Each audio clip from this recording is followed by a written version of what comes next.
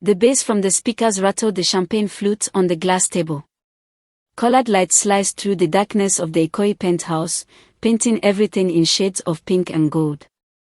Bodies moved everywhere, beautiful people, important people, people whose names appeared in This Day Style and Bella Niger.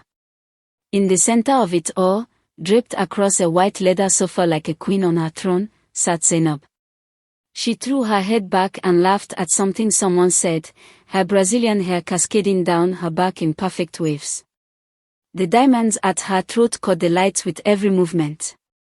Her dress, a barely there silver thing that probably cost more than most people earned in 6 months, shimmered as she gestured with her champagne glass. "Babe," she called out, her voice cutting through the music. "Babe, come and tell them about Dubai." From across the room, watching her with an expression that might have been pride or might have been something else entirely, stood her husband. "But we are getting ahead of ourselves. Let's start 3 hours earlier." The sun was setting over Victoria Island, painting the sky in shades of orange and purple that no artist could quite capture. In the kitchen of the same penthouse, a woman stood at the sink, her hands moving methodically as she washed the crystal glasses that would be used later that evening. She was small, with gentle features and eyes that seemed to notice everything while demanding nothing. Her name was Amara. "Amara." The voice came sharp from the living room. "Where is my gold clutch?" "The Gucci one." "In your closet, madam. Second shelf, left side." "Well, bring it here." "Do I have to do everything myself?" Amara dried her hands on her apron and made her way through the sprawling apartment. 5 years she had worked here. 5 years of watching, listening, serving. She moved through the space like a ghost, present but never truly seen. She found the clutch exactly where she knew it would be, because she had placed it there herself after Madame Zainab had left it in the guest bathroom the previous night, and brought it to the master bedroom. Zainab stood before a full-length mirror, turning this way and that, examining herself from every angle. She took the clutch without looking at Amara, without a word of thanks. Amara had stopped expecting gratitude years ago. "Is everything ready for tonight?" Zainab asked her reflection. "Yes, madam. The caterers will arrive at 7. The bartender at 7:30. The DJ is setting up now." "And my husband? Has he come back from the office?" "Not yet, madam." Zainab made a sound of irritation. "That man and his work. Even on my birthday, he can't come home early. Call him. Tell him if he's not here by 8, he can forget about sleeping in this bed tonight." Amara nodded and retreated from the room. She had no intention of making that call. She had worked for Chief Okafor long enough to know that he would arrive exactly when he meant to arrive, and no amount of threats from his wife would change that. Besides, she suspected he was already on his way. Chief Emeka Okafor had not always been chief.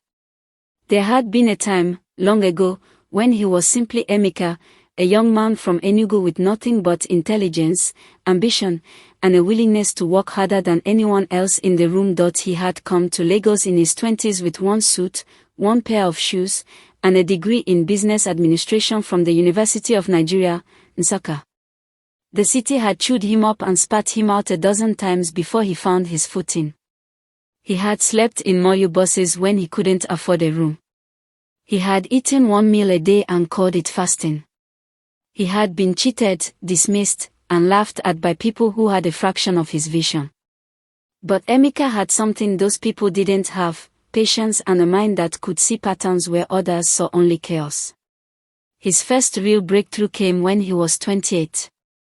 He was working as an assistant to a freight importer who was too lazy and too drunk most days to do his own work. Emeka noticed something in the shipping manifest, a loophole in the import regulations that, if exploited legally and carefully, could save companies millions in duties and taxes. He spent 3 months researching, confirming, and documenting everything. Then he quit his job and started offering himself as a consultant to importers. Within a year, he had enough clients to open a small office in Opopo. Within 3 years, he had expanded into freight forwarding, clearing and forwarding, and logistics. By the time he was 35, EO Logistics was handling shipments for some of the biggest companies in Nigeria. By 40, he had diversified into real estate and oil servicing.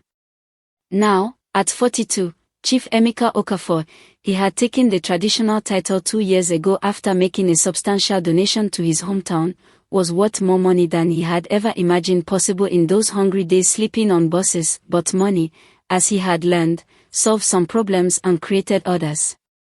He met Zainab at a fashion show in Eco Hotel.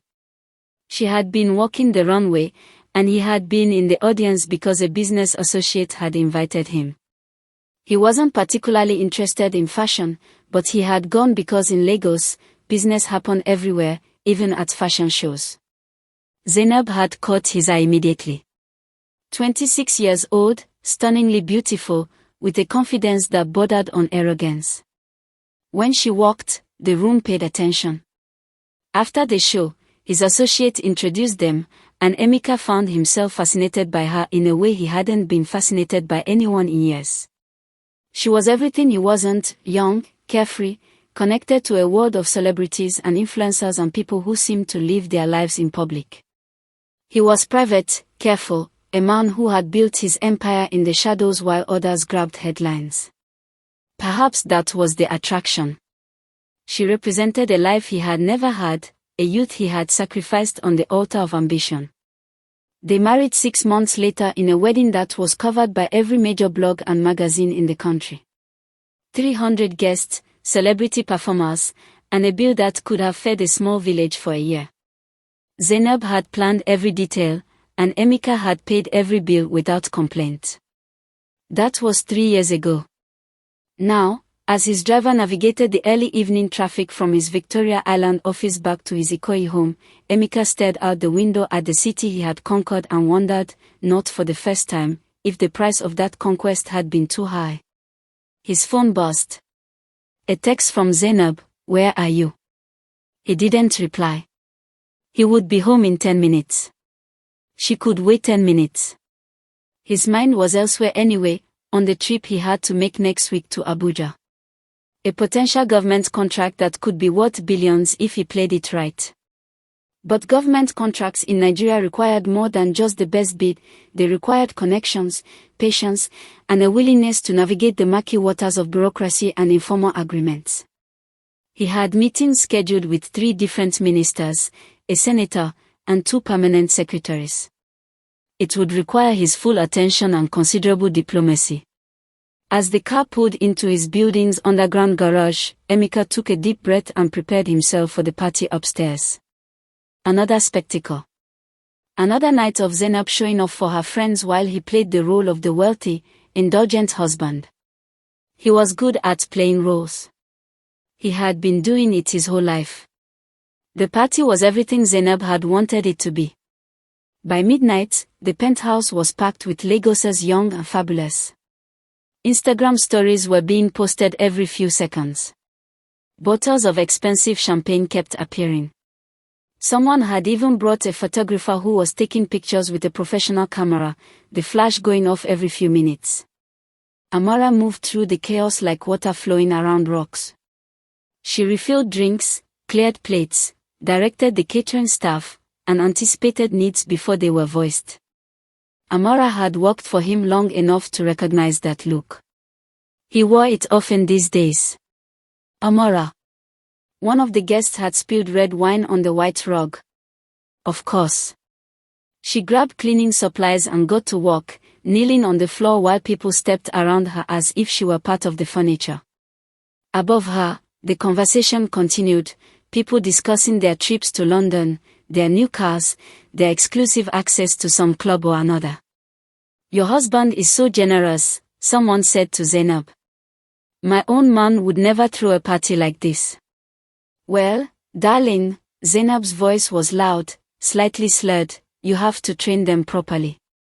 Men respond to incentives. You just have to know which buttons to push." Laughter followed this pronouncement. Amara kept scrubbing the wine stain, her face carefully neutral. The party finally wound down around 3 in the morning. Amara spent another hour helping the catering staff clean up, then another 30 minutes making sure everything was in its place. By the time she retired to her small room off the service area, dawn was beginning to lighten the sky.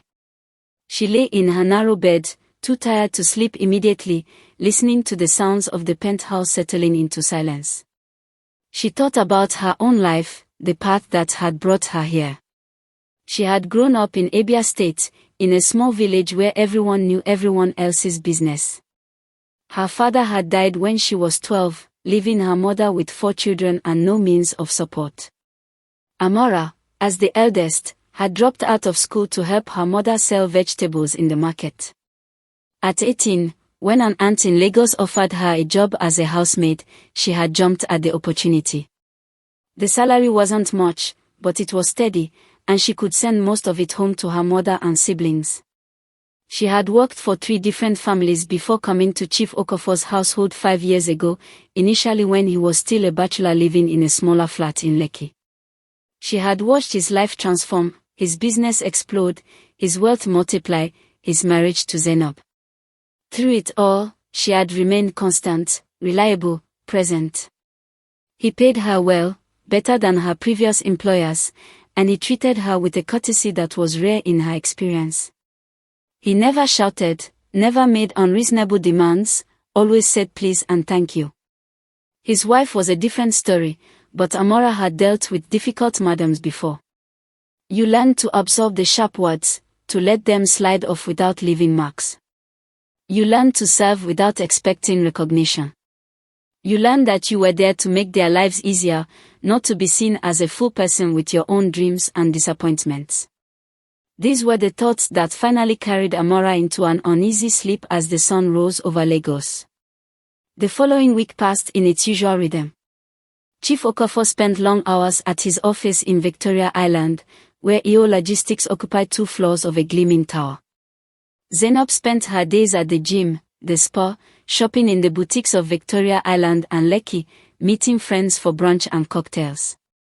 And Amara maintained the household, ensuring that everything ran smoothly, that meals appeared on time, that clothes were clean and pressed, that bills were paid, that the space remained a haven of luxury and comfort. On Thursday evening, Chief Okafor called Amara to his study. Yes, sir. She stood in the doorway, respectful, waiting. I'm traveling to Abuja on Sunday, he said, not looking up from the papers he was reviewing. I'll be gone for 3 days, maybe 4. Make sure my grey suit is ready, and the blue one as well. I'll need them pressed. Yes, sir. And Amara. Now he looked up, his eyes meeting hers. There was something in his expression she couldn't quite read. Make sure you take care of yourself while I'm gone. Don't let Madam work you too hard. It was an odd thing to say. In 5 years, he had never expressed concern for her workload before. She nodded, uncertain how to respond. I'll be fine, sir. Travel safely. He nodded and returned to his papers, and she left, that strange moment of connection already fading into the background noise of her duties. Sunday morning arrived bright and hot, the way mornings in Lagos always did. Chief Okafor's driver loaded his bags into the Mercedes while Amara stood by the door, having performed her final check of his luggage to ensure he had everything he needed. Zainab was still asleep, she rarely rose before noon on weekends. Chief Okafor paused at the door, dressed in casual clothes for the flight, his face already showing the focused determination of a man preparing for important negotiations. I'll call when I land, he said, though it was unclear if he was speaking to Amara or to no one in particular. Safe travels, sir. He nodded and left, and Amara closed the door behind him, already mentally cataloguing the tasks ahead of her for the day. She could not have known, standing there in that quiet moment, that she would never see Chief Emeka Okafor the same way again. That the man who would return to this penthouse would be broken in ways that wealth could never fix. That her own life was about to change in ways she could never have anticipated. None of us can see the future. We move through our days believing that tomorrow will be more or less like today, that the patterns we know will continue. We make our small plans and assume the ground beneath our feet is solid. Sometimes it is. Sometimes it isn't. The call came on Monday evening. Amara was in the kitchen, preparing dinner, though really only preparing her own simple meal, since Madam Zainab had gone out with friends and wouldn't be back until late. The phone rang in the living room, the house line that rarely rang because everyone called their mobiles now. She hurried to answer it, wiping her hands on her apron. Hello. Is this the Okafor residence? The voice on the other end was male, strained, speaking with the careful diction of a professional delivering bad news. Yes, sir. How may I help you? This is Dr. Adelik from National Hospital Abuja. I'm calling about Chief Emeka Okafor. He's been in an accident. A very serious accident. Is Mrs. Okafor available? The word seemed to tilt slightly. Amara gripped the phone tighter. Madam is not at home. Please, can you tell me what happened? Is he alive? He's alive, but critical. His vehicle was involved in a collision on the airport road this morning. He's in surgery now. Someone from the family needs to come to Abuja immediately. Amara's mind raced. I will find Madam and inform her. Which hospital? National Hospital Abuja. Yes. Ask for the ICU when you arrive. The call ended, and Amara stood there for a moment, frozen, her mind struggling to process what she had just heard. Chief Okafor, solid, capable, always in control. Chief Okafor was in a hospital bed in Abuja, broken. She called Madam Zainab's mobile. It rang and went to voicemail. She tried again. Same result. A third time, and finally Zainab answered, her voice irritated, loud music in the background. What is it, Amara? I'm busy. Madam, it's Chief. He's been in an accident in Abuja. We need to go to the hospital immediately. It's serious. There was a pause, and the music in the background seemed to dim slightly, as if Zainab had moved to a quieter area. An accident. What kind of accident? A car accident, madam. On the airport road. He's in surgery. The doctor said someone from the family needs to come. Another pause, longer this time. Okay. I'm coming home now. Start packing a bag for me. We'll take the first flight in the morning. Madam, the doctor said. But Zainab had already hung up. Amara stood there, still holding the phone, a cold feeling settling in her stomach. In the morning. The doctor had said immediately, and Madam was planning to wait until morning. But then again, Amara thought, what could they really do tonight? The surgery was happening now. By the time they got to the airport, booked a flight, and flew to Abuja. It would be late night anyway. Still, something about Zainab's reaction troubled her. The pause had been too long, the decision to wait too easy. But perhaps Amara was being unfair. People reacted to shock in different ways. She went to pack Madam's bag, choosing conservative clothes suitable for a hospital, and then packed a smaller bag for herself. Because somehow, she knew she would be going too. Madam would need help, and there was no one else. Zainab arrived home 2 hours later, reeking of perfume and alcohol, her makeup smudged. She looked at the packed bags in the living room and nodded. Good. Did you book the flights? No, madam. I don't have access to the credit cards. Zainab waved a hand dismissively. I'll do it. We'll take the 7 a.m. flight. Set your alarm for 4. And then she disappeared into her bedroom, closing the door firmly behind her. Amara sat in the living room, unable to think about sleep. Somewhere in Abuja, Chief Okafor was fighting for his life, and here they sat, waiting for morning as if it were any other trip. She thought about calling the hospital back, trying to get more information, but she wasn't family. They wouldn't tell her anything. She wasn't anyone, really. Just the maid. So she sat in the dark living room, praying to a God she sometimes doubted was listening, asking him to spare a man who had been kind to her in a world that so rarely was. The flight to Abuja the next morning was tense and silent. Zainab wore large sunglasses and stared out the window, her jaw tight. Amara sat beside her, hands folded in her lap, trying to make herself as small and unobtrusive as possible. They landed just after 9 and took a taxi directly to the National Hospital. The ICU was on the 3rd floor, a place of hushed voices and beeping machines and the particular smell that all hospitals have, antiseptic and sickness and fear. Dr. Adelik was a tired-looking man in his 50s with kind eyes. He met them in a small consultation room off the main ICU corridor. Mrs. Okafor. Yes. Zainab had removed her sunglasses, and Amara could see that her eyes were red, though whether from crying or lack of sleep, she couldn't tell. Your husband survived the surgery, but I must be frank with you, his injuries are extensive. The vehicle was hit by a trailer that ran a red light. Chief Okafor was in the back seat, which likely saved his life, but the impact was severe. What kind of injuries? Zainab's voice was steady, controlled. Dr. Adeli consulted his clipboard.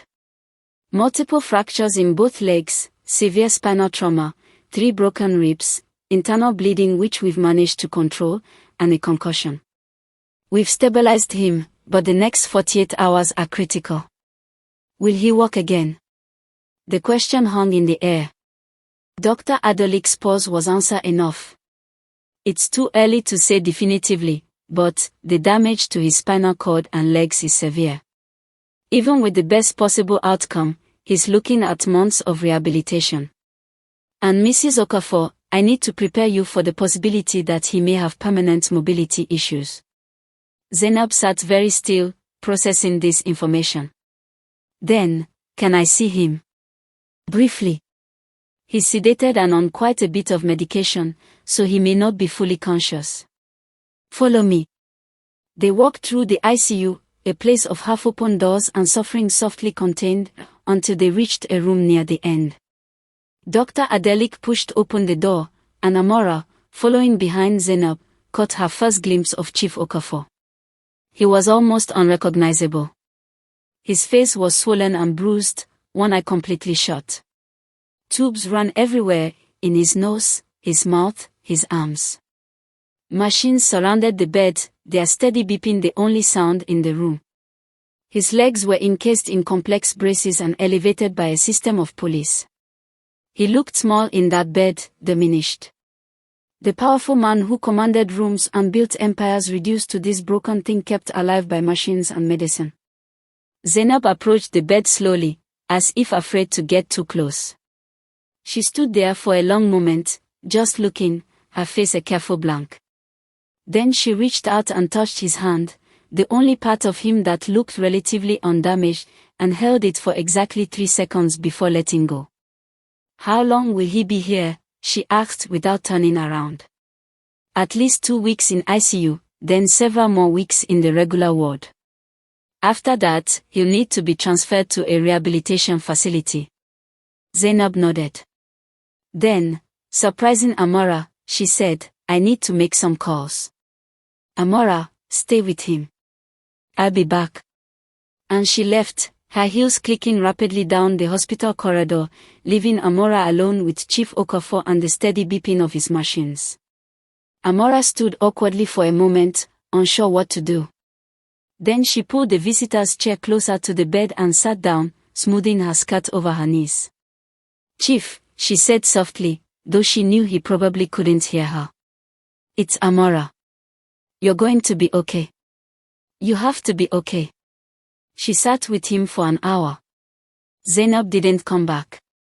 The days that followed established a pattern that would define the next several months. Zainab would visit the hospital for an hour each morning, always perfectly dressed, always composed. She would stand by Chief Okafor's bed, sometimes holding his hand, sometimes just standing there in silence. She spoke to the doctors, made sure the bills were paid, handled the business matters that couldn't wait. And then she would leave, returning to the hotel where they had booked 2 rooms, and Amara wouldn't see her again until the following morning. The rest of each day, Amara sat with Chief Okafor. At first, the nurses tried to send her away. ICU visiting hours were limited, and she wasn't family. But she kept returning, quiet and persistent, until eventually they gave up and let her stay. There was something about her that made people relent. Maybe it was her obvious devotion, or maybe they recognized that this unconscious man needed someone to sit vigil, and his wife clearly wasn't going to do it. On the 4th day, Chief Okafor woke up. Amara was reading to him the newspaper, because she had heard somewhere that coma patients could sometimes hear things, and even though he wasn't technically in a coma, she thought he might like to know what was happening in the world. She was in the middle of an article about inflation when she heard a sound. She looked up. His one unswollen eye was open, blinking slowly, trying to focus. "Chief." She stood up quickly, leaning over him. "Chief, can you hear me?" His lips moved. No sound came out at first, then a whisper so faint she had to lean closer. "Where?" "You're in National Hospital in Abuja. You had an accident, but you're going to be okay. Let me call the nurse." His hand moved, just slightly, as if trying to reach for her, and she took it without thinking, holding it gently. The doctors came, and there was a flurry of activity, tests and questions and examinations. Chief Okafor drifted in and out of consciousness. They called Zainab, and she arrived an hour later, slightly out of breath, her lipstick freshly applied. "Thank God," she said, standing at the foot of the bed, not coming any closer. "I was so worried." Chief Okafor's eye found her, tracked her for a moment, then closed again. The medication pulled him back under. "He's going to pull through," Dr. Adelik said. "But I want to reiterate what I said before, the road ahead is long. He'll need extensive rehabilitation, and we still don't know the full extent of his mobility challenges." Zainab nodded, her face carefully arranged into an expression of wifely concern. But Amara, watching from her corner, saw something else flicker across Zainab's features when the doctor mentioned mobility challenges. Something that looked almost like calculation. They returned to Lagos 3 weeks later. Chief Okafor was conscious now, though in constant pain despite the medication. The doctors in Abuja had stabilized him enough for transport, and he wanted to be in Lagos, where he could oversee his business even from a hospital bed. He was transferred to a private suite in Reddington Hospital, Victoria Island, a hospital where wealthy Nigerians went when they wanted their suffering to be cushioned by luxury. His room had a view of the lagoon, thick carpets, furniture that looked like it belonged in a hotel rather than a hospital. But no amount of luxury could hide the reality of his condition. Both his legs were still in cast and braces. His spine had been stabilized with surgery, but the prognosis remained uncertain. The word wheelchair was mentioned with increasing frequency. Emeka Okafor, a man who had built an empire through force of will and relentless drive, was now dependent on others for every basic function. He couldn't walk. He couldn't dress himself. He couldn't even use the bathroom without assistance. For a man like him, this helplessness was perhaps worse than the physical pain. Zainab visited daily for the first week after their return. She brought flowers, sat for an hour, made sympathetic noises. But Amara, who was there every day from morning until night, saw the way Zainab's visits grew shorter, her excuses more frequent. "I have to meet with our lawyer about some property issues. The bank needs signatures on some documents. I have a terrible headache." By the end of the 2nd month, Zainab's visits had dwindled to twice a week, then once, and always brief. The parties, however, never stopped. Amara would return to the penthouse late at night after her hospital vigil to find evidence of Zainab's social life, empty bottles, smudged glasses, sometimes strangers sleeping on the couch. Once, She arrived home at midnight to find a party in full swing. Zainab, drunk and draped over a man who definitely wasn't her husband, looked up with unfocused eyes. Amara. Come have a drink. Don't be so serious all the time. Amara had retreated to her room, closed the door, and sat on her bed, trembling with something that felt like rage. She had no right to be angry. She was just the maid. What did she know about marriage, about the complexities of relationships? But she thought about Chief Okafor in his hospital bed, fighting to regain his strength, asking after his wife every day with an expression that broke Amara's heart. She's busy with the business, Amara would say, which was technically true, if you counted shopping and partying as business. She sends her love. He would nod and look away, and Amara wondered if he believed her or if he simply preferred the lie to the truth. For months after the accident, Chief Okafor was finally discharged from Reddington. He came home to the penthouse in a wheelchair, accompanied by Amara and a private nurse named Mr. Emmanuel who had been hired to handle his medical care. Zainab was not there to greet him. She was at a friend's birthday lunch at La Taverna. The homecoming was quiet, awkward. Mr. Emmanuel helped transfer Chief Okafor from the ambulance transport to his wheelchair, then up the elevator to the penthouse. Inside, Amara had done her best to make the space accessible, removing furniture that might be in the way, arranging his bedroom so everything he needed would be within reach. But there was no hiding the fact that the penthouse, with its multiple levels and open-plan design, had not been built with wheelchair accessibility in mind. Chief Okafor sat in his chair in the middle of the living room and looked around at his home as if seeing it for the first time. Or perhaps he was seeing it as someone else, someone new. Not the man who had left for Abuja all those months ago, but the man he had become. "Welcome home, sir," Amara said softly. He looked at her, really looked at her, and something passed between them. Not romantic, not inappropriate, but a recognition. She had been there. Through all of it, she had been there. Not because she had to be, not because she was paid to be, but because she had chosen to be.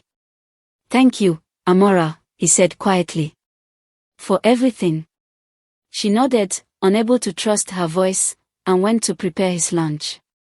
Zainab arrived home at 6 that evening, smelling of wine and expensive perfume, her heels clicking through the entryway. "Darling, you're home." She swept into the living room where Emeka sat reading business reports on his tablet. She bent down and kissed his cheek quickly, careful not to wrinkle her dress. "How are you feeling?" "Tired," he said. "Well, you need to rest. You've been through so much." She straightened up, already turning away. "I'm going to change and then I have to go back out. Shewa is having a small dinner thing and I promised I'd stop by. Will you be okay?" He looked at her for a long moment. "Yes," he finally said. "I'll be fine." She smiled, bright, empty, and disappeared into their bedroom, emerging 30 minutes later in a different dress, her makeup refreshed. "Amara," she called out. "Make sure Chief eats something good for dinner. Nothing too heavy. And remind Mr. Emmanuel to give him his medication at 8. And then she was gone, the door clicking shut behind her, leaving only the lingering scent of her perfume and the echo of her heels in the hallway. Emeka sat in his wheelchair in the middle of his expensive living room, surrounded by all the markers of his success, and stared at nothing. From the kitchen, Amara watched him, her heart aching with an emotion she couldn't quite name and didn't dare examine too closely. The weeks that followed were grueling. Chief Okafor had to relearn his body, had to push through pain that sometimes made him cry out in frustration. Physical therapists came 3 times a week, putting him through exercises that looked like torture. His progress was slow, measured in millimeters. Some days he could stand with assistance for 30 seconds. Other days even that was too much, and he would collapse back into the wheelchair, defeated. Through it all, Amara was there. She learned how to help transfer him from chair to bed. She learned which medications were for pain, which for inflammation, which for sleep. She learned to read his moods, when he needed encouragement, when he needed silence, when he needed someone to rage at. Emmanuel was competent and professional, but he worked shifts, 8 hours on, 16 off. When he left each evening, it was Amara who stayed. It was Amara who would hear Chief Okafor call out in the night from a nightmare or pain. It was Amara who would help him when he needed the bathroom at 2 a.m., both of them maintaining a careful dignity in these most undignified moments. And through it all, Zainab slowly, steadily checked out of her own marriage. At first, she made excuses that almost sounded reasonable. Then the excuses became transparent. Then she stopped making excuses at all. She would come home at 2, 3, 4 in the morning. Once, she didn't come home at all, and when she appeared the next evening, she offered no explanation beyond a breezy, "I crashed at Kemi's place." Emeka said nothing. Perhaps he couldn't bear to confront it. Perhaps he already knew and simply didn't want the words spoken aloud, where they would become real and irreversible, but Amara knew. Amara saw everything. She saw the way Zainab looked at her husband now, with a mixture of pity and revulsion that she tried to hide but couldn't quite manage. She saw the way Zainab recoiled when Emeka reached for her hand. She saw the relief in Zainab's face when she could leave the penthouse and return to her life, her real life, the one that didn't include a disabled husband in a wheelchair. One evening, 6 months after the accident, Amara was in the kitchen preparing dinner when she heard raised voices from the living room. This was unusual. Emeka rarely raised his voice, and the two of them rarely spoke to each other long enough to argue. She moved closer to the doorway, not quite eavesdropping but not quite able to help herself either. "I didn't sign up for this." Zainab's voice, high and defensive. "No one signs up for accidents, Zainab." Emeka's voice was quieter but hard. "But they happen. This is what, for better or worse, means. Don't quote our wedding vows to me. That was before. This is different. I can't do this, Emeka. I can't watch you like this every day. It's not fair to me." "Not fair to you?" Now his voice rose. "You want to talk about fair? I can't walk. I can't run my business the way I used to. I can't even get out of bed without help. And you're telling me this is hard for you." A pause. Then Zainab's voice, cold now, "I want a divorce." The words fell into the space like stones into still water. Amara felt her heart seize in her chest. "You, what? You heard me. I can't do this anymore. This isn't a marriage. This is a prison sentence. I'm young, Emeka. I should be living my life, not playing nurse. To a cripple." The word hung in the air, ugly and brutal. "Get out." Emeka's voice was barely above a whisper. "What? Get out of my sight. Now. Emeka. Get out." The roar that came from him was primal, wounded, the sound of a man who had finally reached his limit. Amara heard rapid footsteps, a door slamming, then silence. She stood frozen in the kitchen doorway, her hands trembling. She waited a few minutes, then slowly walked into the living room. Chief Okafor sat in his wheelchair, his head in his hands, his shoulders shaking. He was crying deep, wrenching sobs that seemed to be torn from somewhere deep inside him. Amara stood there, uncertain. Every instinct told her to go to him, to offer comfort. But she was just the maid. This was not her place. These were not her sorrows to share. But then she thought, to hell with place. To hell with rules and boundaries and what was proper. She walked over and knelt beside his wheelchair, placing one hand gently on his arm. "Sir," she said softly. "I'm so sorry." He looked up at her, his face wet with tears, his eyes red and swollen. For a moment they just looked at each other, and in that look was everything that couldn't be said, all the months of suffering and dedication, all the quiet kindness and witnessed humiliation, all the slow building of something that neither of them had named or acknowledged. Why, he asked, his voice broken. Why did she marry me if this was all it meant to her?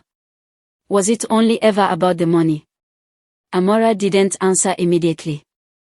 She thought about all the things she could say, comforting lies about how Zainab loved him really, just couldn't handle the situation, or bitter truths about gold diggers and shallow women. But he deserved more than platitudes.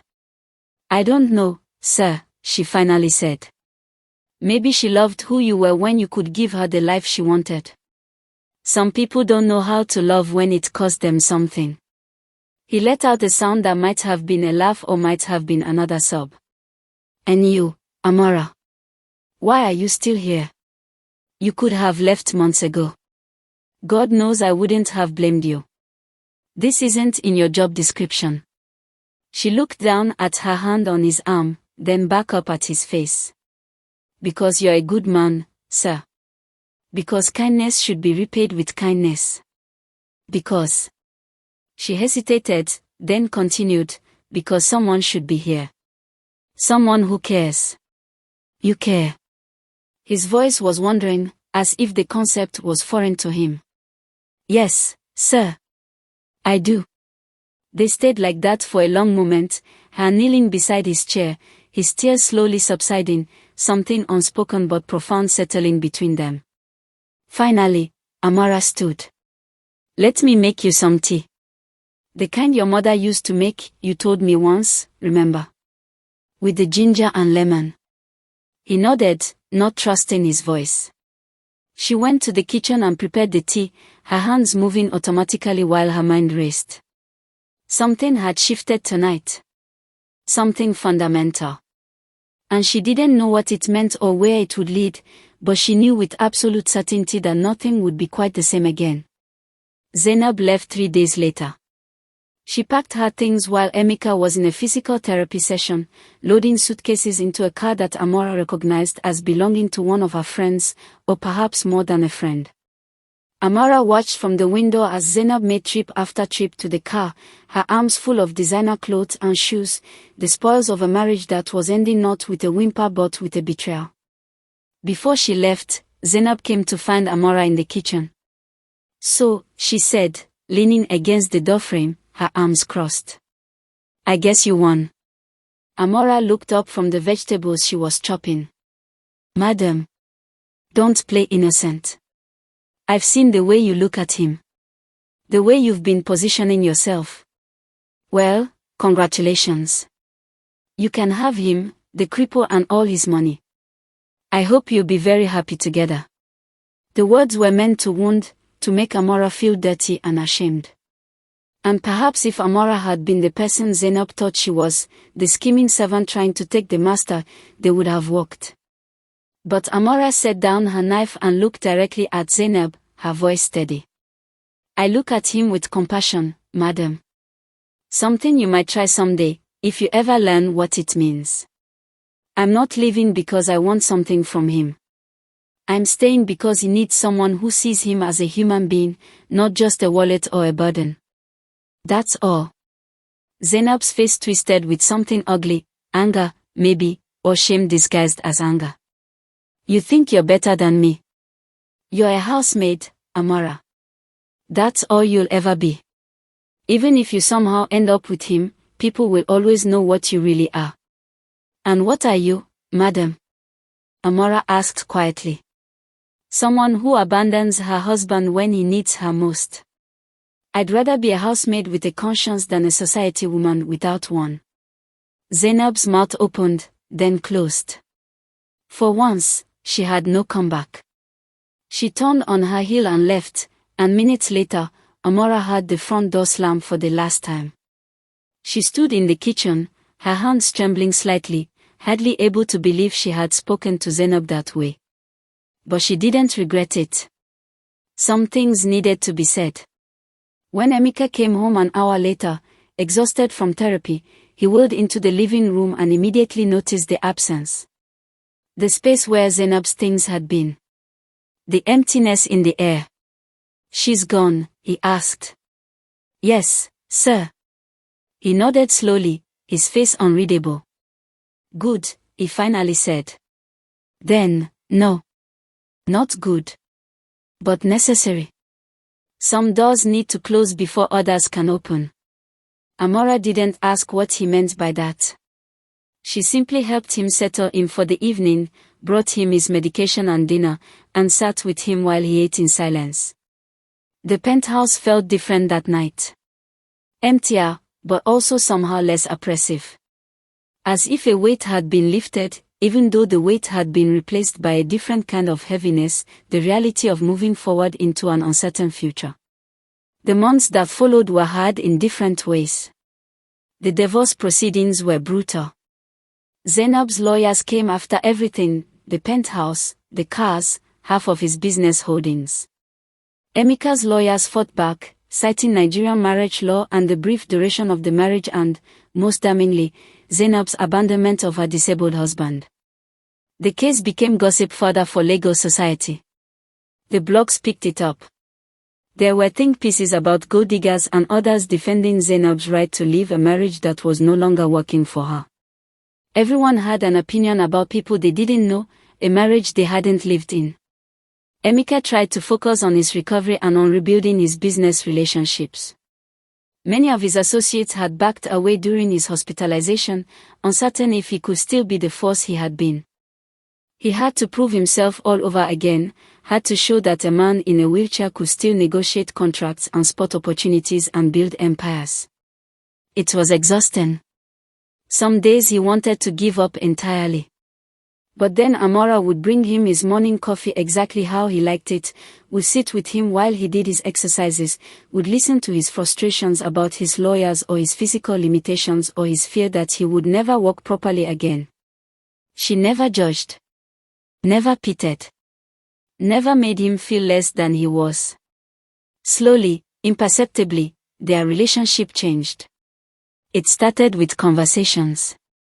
Real conversations, not just the transactional exchanges of employer and employee. He asked about her life, her family, her dreams.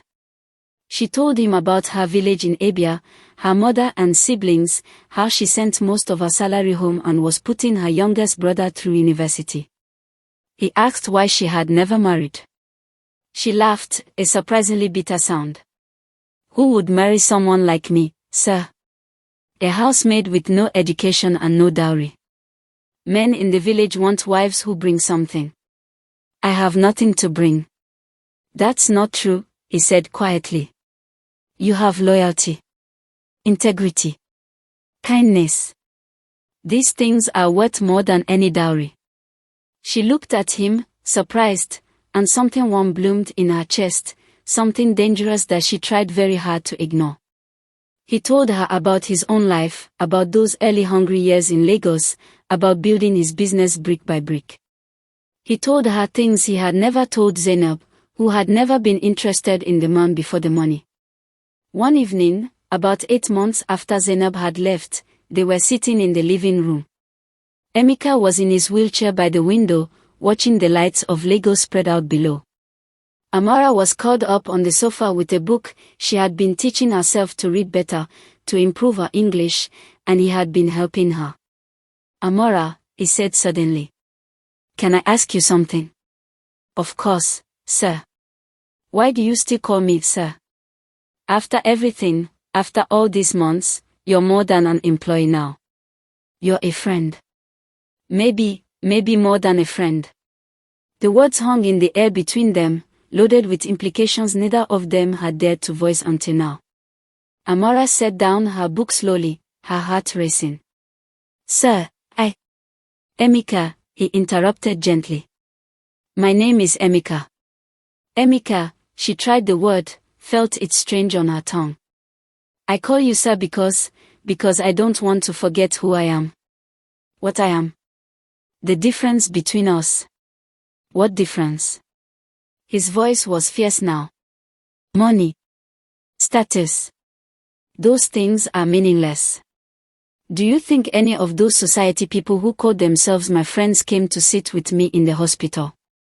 Do you think Zainab, with all her breeding and beauty and Instagram followers, stayed when things got hard. You did. You, who supposedly had the least reason to stay. I stayed because I wanted to, she said softly. Not because I expected anything. I know. Don't you see? That's exactly why. Amara, I don't know what the future holds. I don't know if I'll ever work without assistance again. I don't know if my business will survive this. But I know that when I think about moving forward, about having a life beyond just existing, I can't imagine it without you. Tears were sliding down Amara's face now, though she didn't know exactly why she was crying. Fear, maybe. Or hope. Or the overwhelming impossibility of what seemed to be happening. What are you saying? She whispered. I'm saying I want you to stay. Not as my employee. Not as my nurse. But as my partner. As someone I'm building a life with. I'm saying that somewhere in these terrible months, I fell in love with you. With your strength and your kindness and your quiet dignity. And if you feel even a fraction of what I feel, then maybe. Stop. Amara held up a hand, her tears flowing faster now. Please stop. You don't know what you're saying. You're confused. You're grateful because I helped you. But that's not love. That's not. Don't tell me what I feel. His voice was firm but not harsh. I've had enough people in my life telling me what I can and can't do, what I should and shouldn't feel. I know my own heart, Amara. I know the difference between gratitude and love. Do you? She looked at him through her tears, at this man who had lost so much but somehow remained whole. Who had every reason to be bitter but chose kindness. Who saw her, really saw her, when the world had trained her to be invisible. I love you, she said, the words falling out before she could stop them. I've loved you for months. But I didn't say anything because it's impossible. People will say I took advantage. They'll say I'm a gold digger, worse than Zainab. They'll say. I don't care what they say. He wheeled closer to her, reached out and took her hand. Let them talk. Let them judge. They will anyway, they always do. But we know the truth. We know what we've been through together. Isn't that enough? Amara looked down at their joined hands, his large and rough from physical therapy, her small and work-worn. Two people who had no business being together, who broke every social rule just by sitting here like this. And yet it felt right. It felt inevitable. The divorce won't be final for months, she said, trying to be practical even as her heart soared.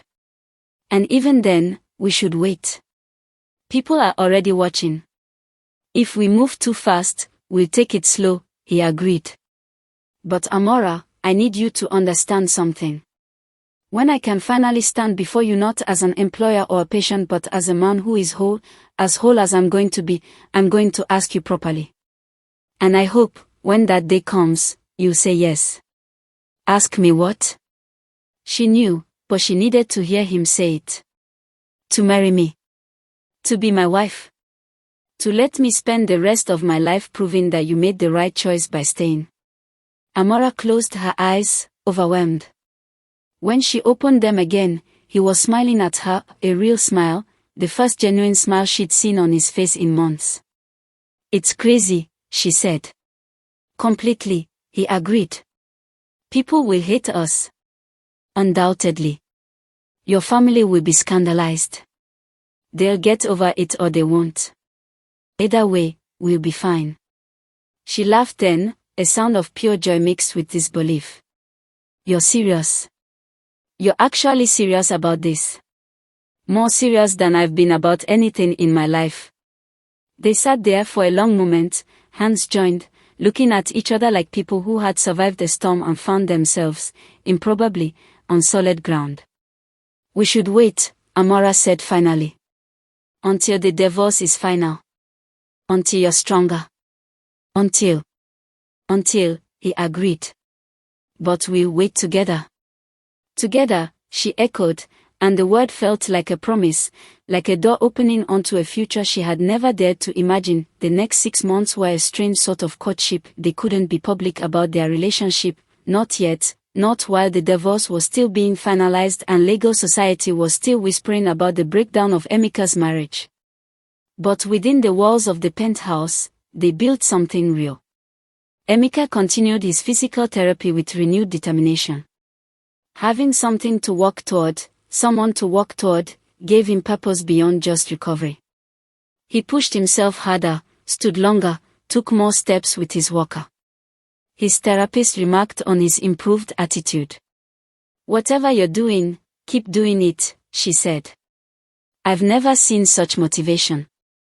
If she suspected what was motivating him, she was professional enough not to say anything. Amara continued to manage the household, but the nature of her role had shifted. She was no longer just the help. She sat in on business calls when Emeka wanted a second opinion. She reviewed contracts with him, offering a perspective that he found surprisingly insightful. She had a practical wisdom that formal education couldn't teach. "You have a good eye for people," he told her once after she had questioned a potential business partner whose credentials looked perfect but whose behavior had struck her as off. Further investigation proved her instincts right. The man had a history of fraud. "I've had to learn to read people," she said. "When you're at the bottom, your survival depends on knowing who's genuine and who's not." They were careful. Mr. Emmanuel, the nurse, suspected something but kept his observations to himself. The few visitors who came to the penthouse saw only what they expected to see, an employer and his devoted employee. Only once did they sleep. Emeka's lawyer, Mr. Adeyemi, came by to discuss the divorce settlement. He was a sharp man in his 60s who had been handling Emeka's legal affairs for years. After the meeting, as Amara was showing him out, he paused at the door. "May I speak frankly, Chief?" he asked. "Always. Whatever is developing between you and Miss Amara. I'm not blind, and I'm not judging. But please, for the sake of the divorce proceedings, keep it quiet until everything is finalized. Mrs. Zainab's lawyers would love to have ammunition to paint you as the unfaithful party, never mind that she abandoned you.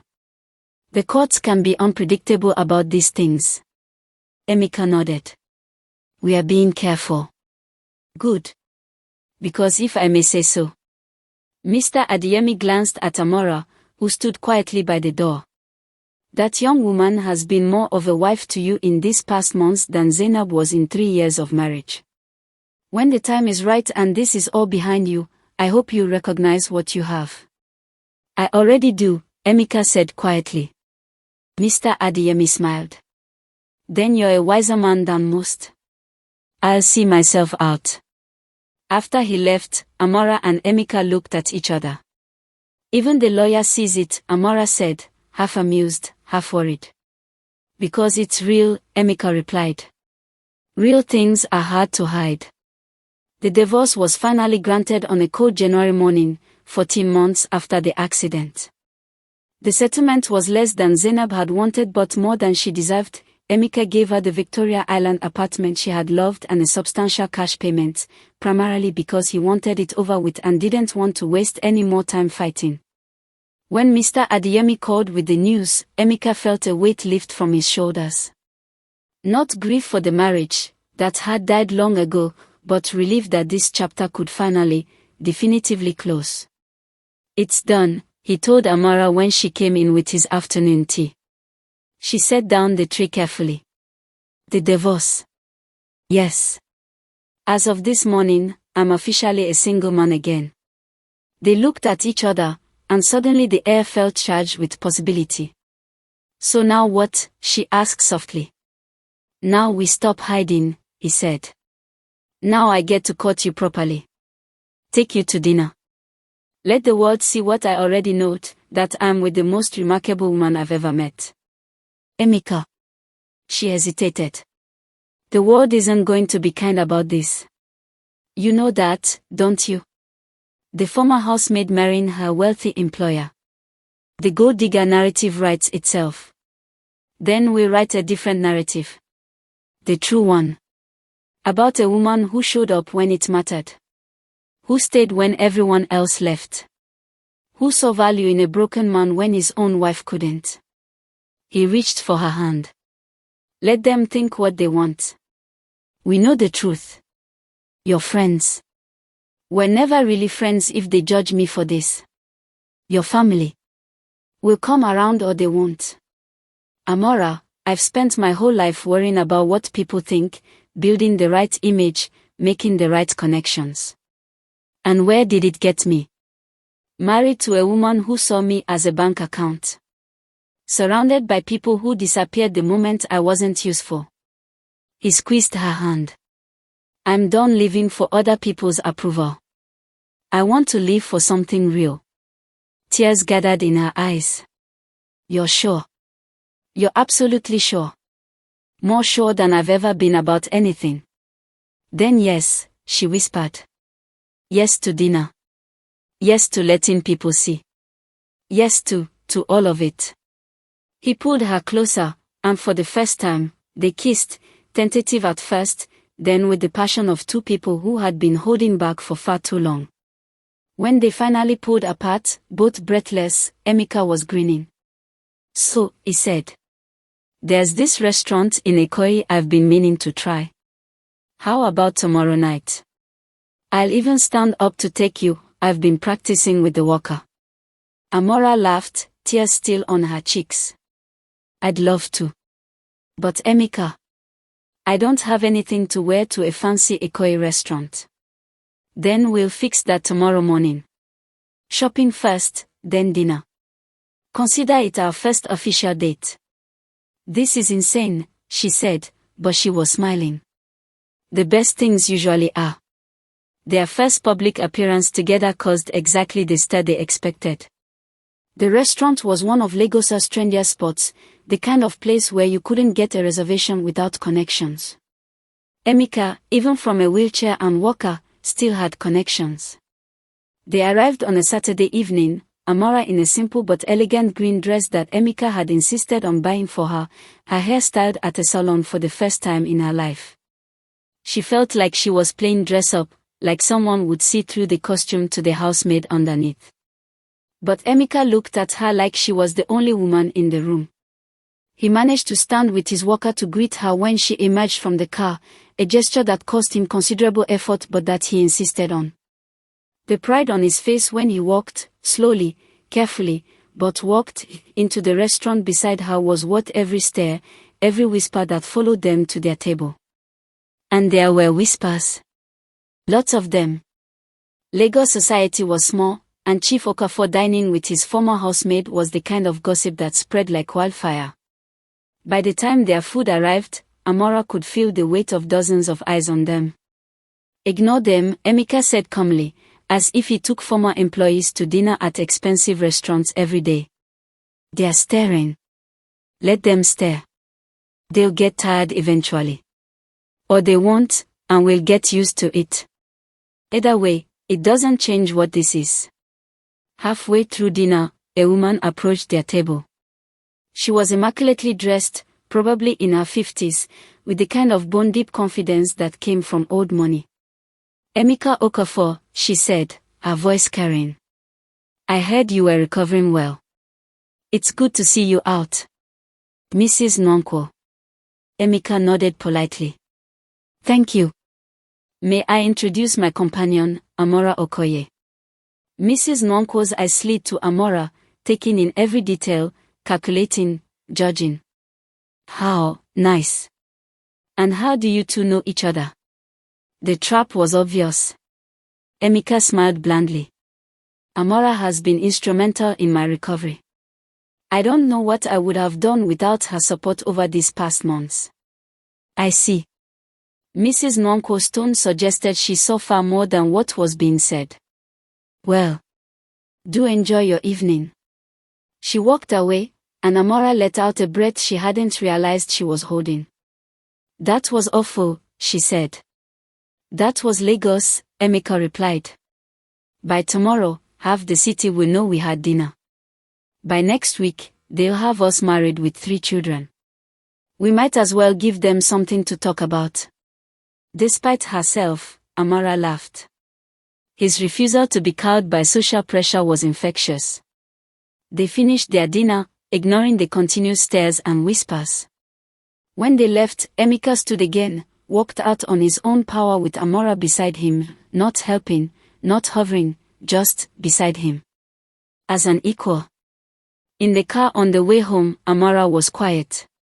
Regrets? Emeka asked softly. No, she said slowly. Just adjusting. This morning I was invisible. Tonight I was the most visible person in that restaurant. It's a big shift. You'll never be invisible again, he said. Not if I have anything to say about it. And in the end, that was all that mattered. The wedding took place 6 months later in a small chapel in Enugu, Emeka's hometown. It wasn't the society event that Emeka's first wedding had been. There were no celebrity performers, no 500 guests, no coverage in this day style. Just family, close friends, and the people who truly mattered. Emeka's mother had eventually come around, not because she suddenly approved, but because Adana had sat her down and forced her to see what was obvious to everyone else, that Amara made her son happy in a way Zainab never had. That sometimes the right partner comes from unexpected places. That stubbornness was less important than her son's well-being. She still wasn't thrilled about her son marrying the help, as she occasionally muttered to relatives. But she showed up to the wedding, and she cried when Emeka walked Amara down the aisle, with only a cane for support, the result of 18 months of grueling physical therapy and sheer determination. Amara wore a simple white dress, her hair adorned with traditional beads. She looked nervous and beautiful, and so happy she seemed to glow from within. When the priest asked if anyone objected to the union, there was a moment of tense silence, and then one of Emeka's elderly uncles stood up. Everyone held their breath. I object, the old man said, to all the gossip and nonsense that has surrounded this couple. My nephew has chosen a woman of character and substance.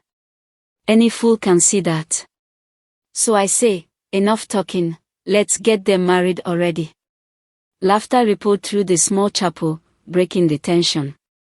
Even Emeka's mother smiled. The ceremony continued without further interruption. I, Emeka, take you, Amara. I, Amara, take you, Emeka. Promises made not lightly, but with full knowledge of what they meant.